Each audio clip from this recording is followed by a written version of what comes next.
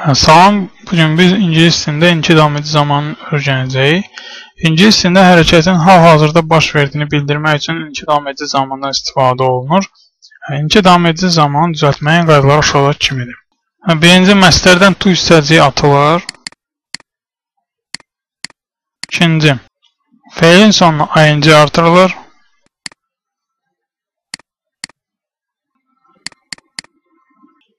Şəxsdən sonra to be'nin forması artırılır. Hamısını bir yerə yaraq bunların. I'm reading a book. Burada şəxsimiz aydır. Aynen to be'nin forması am işlənir. Feilimiz to read feildir. To'nu atdıq və sonuna ing əlavə elədik.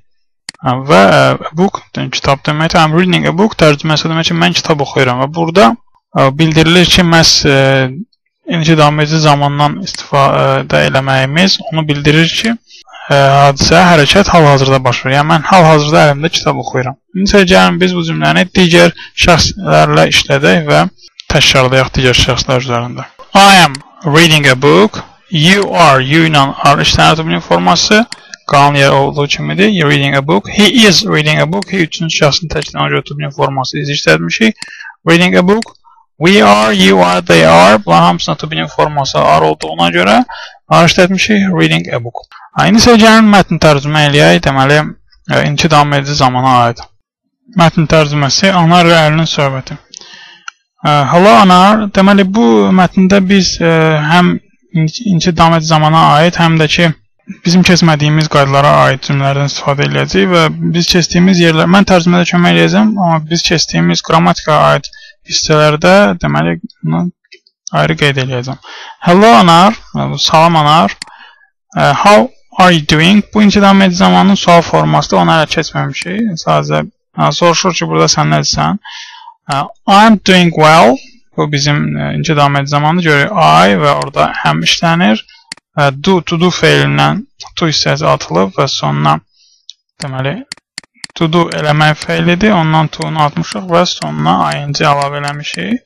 Olub doing. I am doing. Mən eləyirəm. Amma I am doing well. Mən yaxşı, bu cür tərcümə olunca mən yaxşıyam. Thank you. So, where, hara is to be'nin forması Tahir. Tahir haradadır?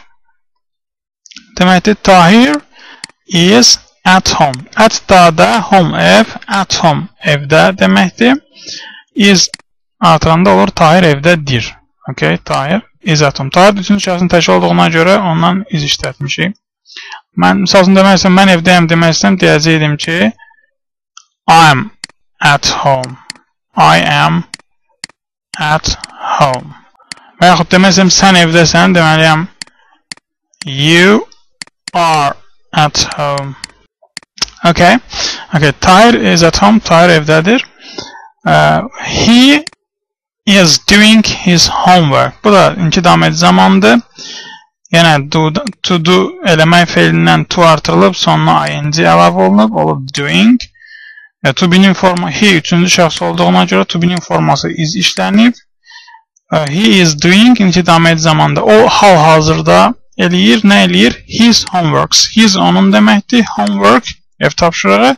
His homework onun ev tapşırığı. O hal-hazırda ev tapşırığını eləyir. Can we play football after an hour? Deməli, bunun can hələ keçməmişik. Burada soruşur ki, biz 1 saatdan sonra futbol oynaya bilərikmi? Yes, sure, bəli, əlbəttə. Okay, see you. Oldu, sağ ol. See you. Bye, bye. Görüşərik. Sağ ol.